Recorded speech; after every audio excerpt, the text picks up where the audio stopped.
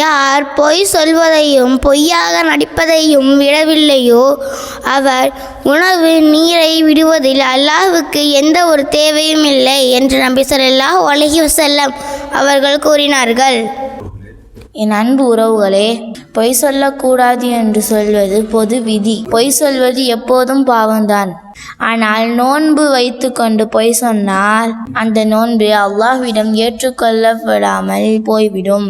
எனவே நம் நோன்பை பொய்யான சொல்லாலும் செயலாலும் பாழாக்கி விட வேண்டாம்.